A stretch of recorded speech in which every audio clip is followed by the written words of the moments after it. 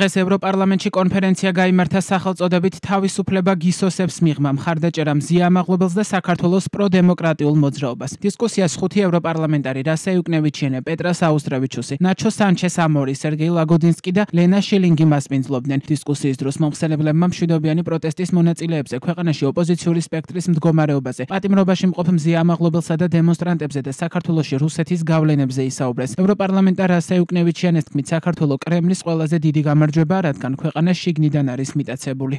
ეს გუშინ არ დაწყებულა 2012 წელს დაიწყო. ამავდროულად კრემლს სურდა უკრაინის, მოლდოვას და სხვა ქვეყნების შიგნიდან მიტაცება. მათი წარმატებას ვერ მიაღწიეს, მაგრამ სამწუხაროდ პრობლემა რომ წარმატებას მიაღწიეს საქართველოში. თუმცა ჩვენ აქ ერთად ვართ იმის სათქმელად, რომ არ ვეთანხმებით საქართველოს ასე ვთქვათ შეფასებას და ასეთ დიაგნოზს. სამწუხაროდ მეც ძალიან სამართლიანი და გულწრფელი ვარ. ევროკავშირის ქვეყნების ინსტიტუტების დახმარება ქართველი ხალხისადმი უფრო სუსტი იყო ვიდრე ველოდით. რამდენიმე სახელმწიფოს გარდა სანქციები არასდროს დაუწესებიათ პასუხისმგებელი პირებისთვის. ბიძინა ივანიშვილი ისევ ფლობს მაღალი რანგის ფრანგულ ჯილდოს და ის საფრანგეთის მოქალაქეა, როგორც მითხრეს. ადამიანი, ვინც დგას ყველა იმ ტრაგედიის უკან, რაც ახლა ხდება საქართველოში. სპუტნიკის სტილის მედია კვლავ მოქმედებს ევროკავშირში, ჩვენს ინსტიტუტებში და რა თქმა უნდა, ბევრი რამ არის გასაკეთებელი. რასა იუკნევიჩიანემ საქართველოსთვის ევროკავშირთან ვიზა ლიბერალიზაციის საკითხზეც ისაუბრა და თქვა, რომ უვიზო რეჟიმს თავისი კრიტერიუმები აქვს, რომელიც მთავრობამ უნდა დააკმაყოფილოს.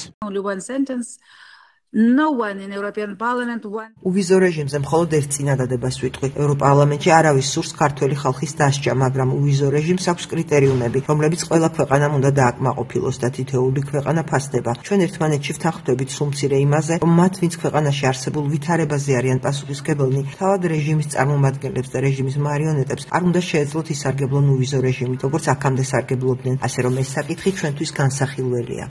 ბრიუსელში გამართულ კონფერენციას დისტანციურად ჩაერთო საქართველოს მეხუთე პრეზიდენტი სალომე ზურაბიშვილი. მისი თქმით, მაშინ როცა რუსეთი საქართველოს ჰიბრიდული მეთოდებით ებრძვის, თავისუფალი მედია ყველაზე დიდ საფრთხეშია. მისი თქმით, პატიმრობაში მყოფი მზია ამაღლობელი თავისუფალი სიტყვისა და საქართველოში დიქტატურის წინააღმდეგ ბრძოლის სიმბოლო გახდა. I would love to be with you at this time.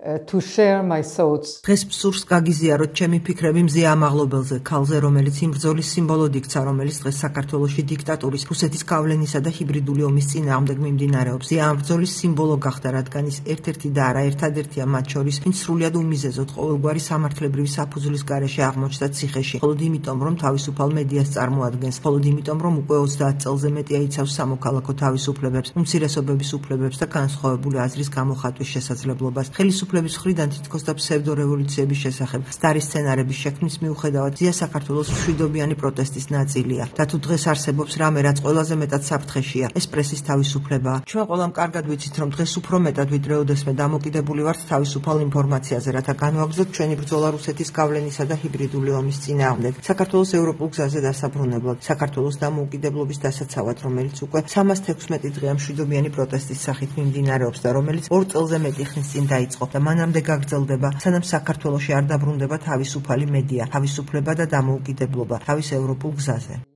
საქართველოში შექმნილი პოლიტიკური მდგომარეობის და პატიმრობაში მყოფი ჟურნალისტის მზია ამაღლობელის შესახებ ევროპარლამენტარმა სერგეი ლაგოდინსკიმაც ისაუბრა. მისი თქმით, საქართველო ყველაზე ინოვაციური ლაბორატორია გახდა იმისა, თუ როგორ უნდა ჩაახშო თავისუფლება ახლებურად. Georgia is among many post-Soviet. საქართველო პოსტსაბჭოთა ქვეყნებს შორის ყველაზე თავისუფლების მოყვარე, ყველაზე მხიარულიერი და ქვეყანა იყო. ბოდიშ გიხდით სტერეოტიპებით რომ ლაპარაკობ, მაგრამ ვფიქრობ, რომ პოზიტიური სტერეოტიპები დასაშვებია. წყინს იმის დანახვა, რომ ამ ქვეყანას ახლა შიშის, ანტილიბერალიზმის, დამოკიდებულების სული მართავს, რომელიც უკან იყურება და არა მომავალში. ყოველთვის ასე იყო და ვფიქრობ, რომ ბანალურია იმის თქმა, რომ ასეთ სიტუაციებში პირველი სამიზნეები უმცირესობები, სამოქალაქო საზოგადოება და მედია არიან. სწორედ ამიტომ გახდა მზია ამაღლობელი ასეთი სიმბოლური. არა მხოლოდ იმიტომ, რომ ის ასეთი მამაცია. ის რაც მან გააკეთა, როგორ მოიქცა და იქცევა, ყველასთვის მაგალითია. ასევე სიმბოლურია ის, რომ საქართველო გახდა ყველაზე ინოვაციური ლაბორატორია იმისა, თუ როგორ უნდა ჩაახშო თავისუფლება ახლებურად. ეს დიდ პასუხისმგებლობას გვაკისრებს ჩვენ, აქ მყოფ ევროპარლამენტარებს და კოლეგებს, რომლებიც ყველანი თავდადებულნი არიან აღმოსავლეთ ევროპასა და კავკასიაში თავისუფლებისთვის ბრძოლისთვის. ევროპარლამენტარ პეტრა საუსტრავიჩუსის თქმით, საქართველოში ახლა ისტორიულ მოვლენებს ადევნებენ თვალს, რომელმაც შესაძლოა ქვეყნის მომავალი ძალიან ბნელად აქციოს.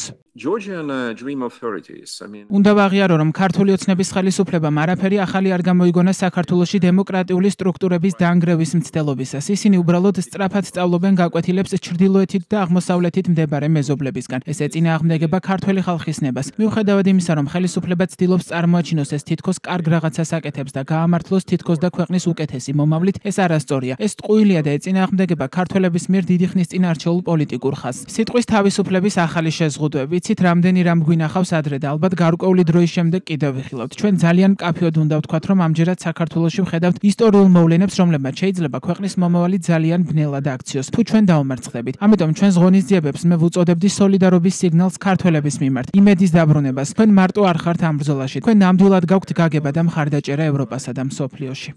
ბრიუსელში დღევანდელ კონფერენციაში ევროპარლამენტარი ნაჩო სანჩეს ამორიც მონაწილეობდა, რომელიც საქართველოს გასულ კვირას სტუმრობდა. როგორც Deutsche Welle წერს, ნაჩო სანჩეს ამორმა ფრაქცია სოციალ-დემოკრატების სახელით ევროპარლამენტს მოუწოდა, რომ 10,000-დან 2,000-მდე ქართველ ჩინოვნიკსა და მათი ოჯახის წევრებს ევროკავშირში უვიზო მიმოსვლის უფლება ჩამოართვეს. ამის მისაღწევად ის ევროპარლამენტს 7 ოქტომბერს მიღებული ახალი მექანიზმის გამოყენებას თავაზობს, რომელიც ევროკავშირსა და მესამე ქვეყნებს შორის, მათ შორის ადამიანის უფლებების დარღვევის შემთხვევაში უვიზო მიმოსვლის შეჩერებას ითვალისწინებს.